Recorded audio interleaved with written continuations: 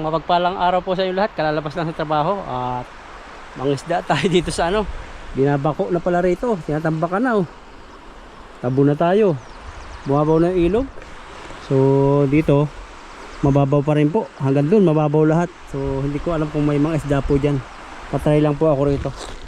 Saglit lang po tayo. Kukuha lang tayo ng pandaing, yung mga maliliit. So tara po. Try natin dito kasi parang may mga gumagalaw-galaw. Dito po ako pumunta sa ilog nito kasi may maliliit dito ang isda. Doon kasi sa pinupuntahan namin nila kay Ethan, malalaki ang isda. So hindi po siya, kumbaga parang hindi siya bagay sa daing. Masyadong malaki, kumbaga nakakasuya. Ay yung medyo maliit, maganda po siya. So try natin dito. Yan po yung lambat natin. So tinambakan pala rito. Binabako na kasi bumaha po ng malaki. Eh natangay po yung mga bato-bato rito, kaya makakabot sa tabi yung tubig, so masisira yung kanilang mga ano, flood control. So try natin dito. Mga maliliit yung hulihin natin. Pag may malaki, bahala na. Pero gusto ko yung maliliit, katamtaman lang.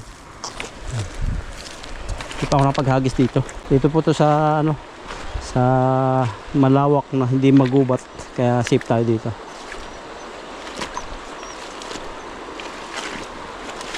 Meron dito.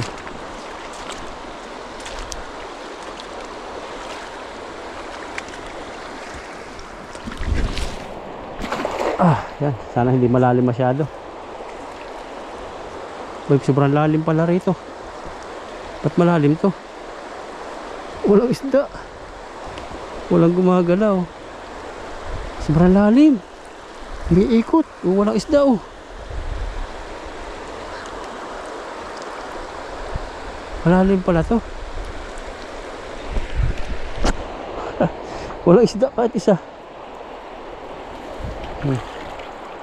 Isang isda doon siguro. Ba't kaya walang isda rito?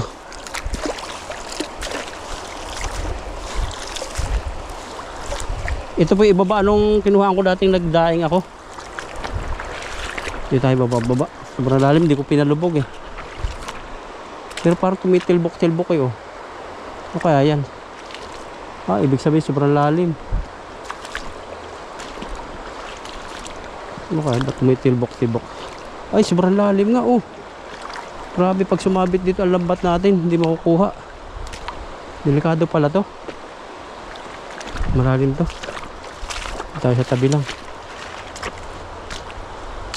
Malalim to. May gumalaw dun. Try natin.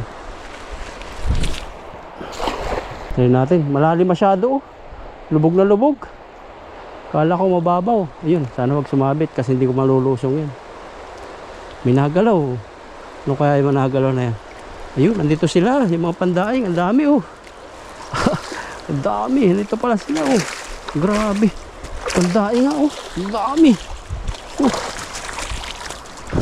Diyan pala sila sa medyo babaw.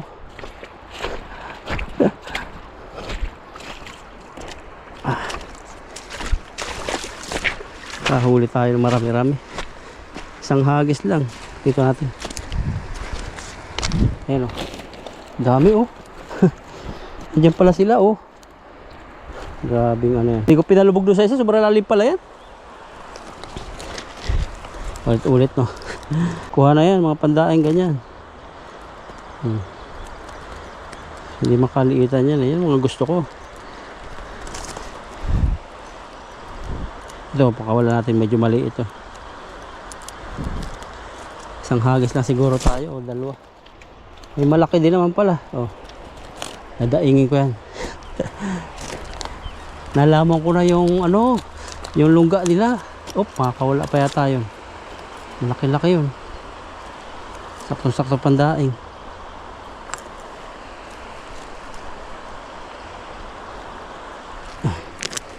Ako lang po mag-isa rito. Ano man to? Flat yung area niya. Wala mga kahoy-kahoy. Yung baliti talaga wala na. Uy, makakawala. Sayang. Uy. Makakawala. Sayang. Laki-laki na po. Ito yung saktong pandaing na malaki-laki. Daing tayo ng marami. 1 kilo.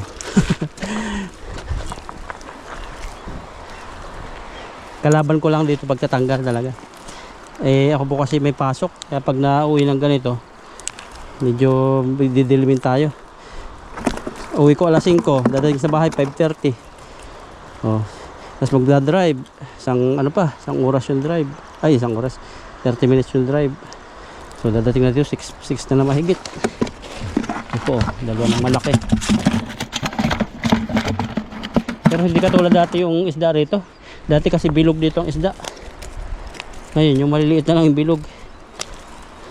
Ayan po yung mga gusto pandaing, yan, yung maliliit, mga 3 finger. Sarap yan, prito, papalutongin. Yung palang ihaw namin ni Itang, kaya pala ganun kakunat siya. Salamat sa comment ni Ma'am Lolita. Totoo nga pala yung sabi niya. Kailangan yun, yung baga yung apoy, tapos malakas din yung apoy, baga. Tapos siya, hindi siya dahan-dahan. Kasi pag dahan-dahan, tapos mahinang apoy, tapos mataas yung ihawan, parang siya dinadry na utay-utay, matutuyo talaga pala. Sinearch ko rin sa Google. Kailangan talaga sa inihaw, juicy. Yan. May pula din po. Halo-halo na dito ang isda, pula. Malalaki dun. Doon pala ang longga nila. Pero parang hindi sila yung mga matataba. Nakawalan ko po yung ibang payat. Parang payat Payat to. Natin. Medyo malaki po yun. Pinakawalan ko. Payat. Doon pala sila. Sobrang lalim pala yan. So baka may maggawi dito. Diyan pala na ipon. Delikado yan. Pero pwede siya mag-swimming di siguro yan. Hampos tao. Eko, malamok na. Ganito katamtaman siya. Yan. Pandaing. Sarap yan. Yan, katamtaman din to. Ganda.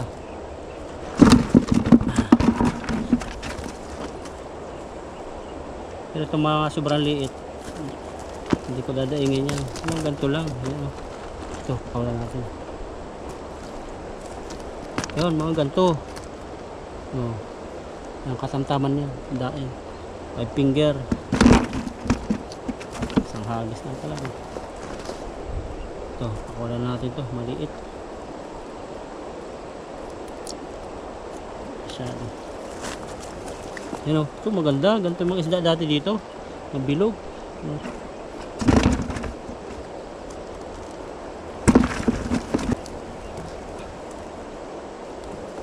Yan, ito po yung mga pinakawalan natin, maliliit masyado. Ito mga isa, malaki siya pero payat. Lahat malalim, kasi hindi siya mabubuhay dito. Yun, malalim po yun. Ito mga maliliit, mabubuhay ito dito. Kaso, yan sa may agos. Baka ma-stranded makakainin ng aso o ibon. Yan. Ito yung huli natin. Ito, yung huli. Yan. Dami agad. Yan, tama na po ito. Isang hagis lang tayo. So linisan ko na po rito. Isang maganda maglinis dito. Yan po yung huli natin. Siguro po mga 2 kilo. So dito tayo maglinis. Medyo paggabi na po. Ang oras siguro mga alas 6, mga 6:30 na siguro. Kasi may araw. Ang alas 7 po kasi dito hindi masyadong madilim pa. Siguro tayo nasa sangkalan. Dito tayo magkaliskis. So nalimutan ko yung kutsilyo. Nasa motor. Nadala ko lang yung gunting. Malayo na ako po kasi punta rito. Ito. Yan, yung ganito, yung katamtaman linisan natin. Patayin. Ito yung bundok po itong pinuntahan ko ngayon. Kasi natakot ako doon sa nakaraan sa ahas, sa gubat. Kaya dito ako pumunta. Sa maliwanag, kahit abutin ng gabi rito, hindi siya madilim. Kasi ano po siya, open. So yung huli ko, dito ko lalagay agad. Tinanggalan ko na po ng kaliskis, saka ito, pilik niya. Tapos sa bahay ko na siguro biyakin to. Ang galing ko lang yung bituka kasi babaho sa bahay eh. Kaso yung pagbiyak nito, yun ang mahirap. Dito na. Hirap. Kailangan talaga kutsilyo. Bituka lang tatanggalin ko muna. So, paano yan? Ulo lang yung nabiyak. So, ngayon, ang mangyayari nito, ang biyak na nito, baliktad na. Dito na. Mahirap yun. Hindi talaga nagmamadali. Lagi na nililimutan ng kutsilyo. Yan o.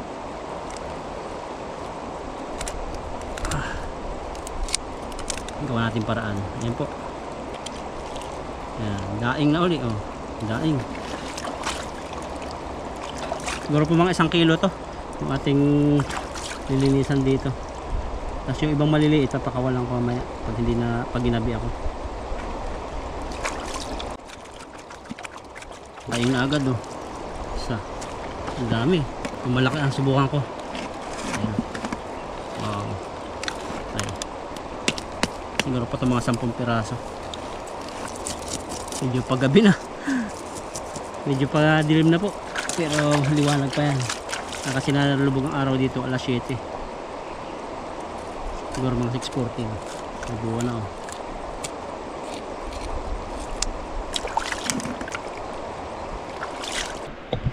Yan, ito na po yung nalinisan. Ilan pa lang to? 1, 2, 3, 4, 5 at meron pa rito. So, maglinis lang po ako. Ang laki nitong isa. Ang laki oh. Try natin itong daingin. Siguro po mga kalahating kilo. Ay wala naman.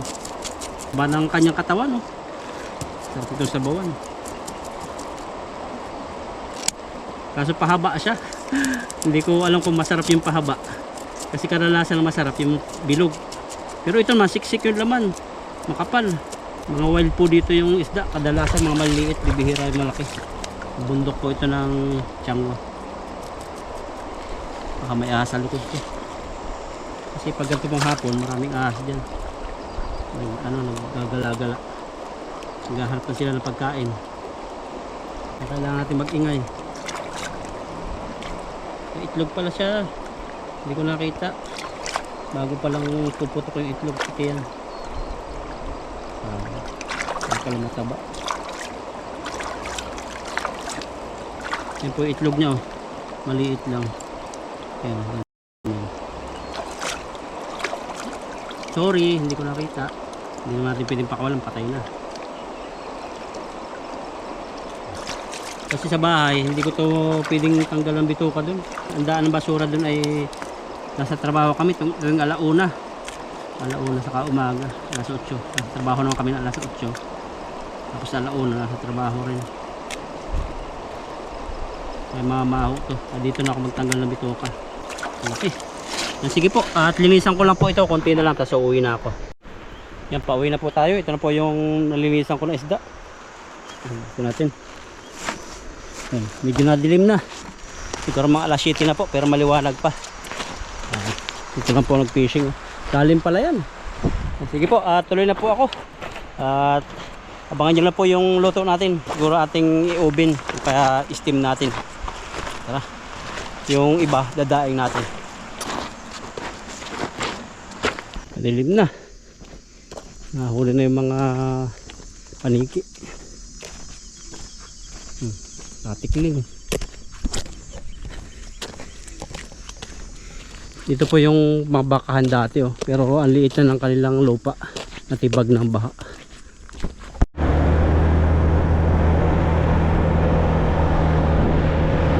Pauwi na po tayo.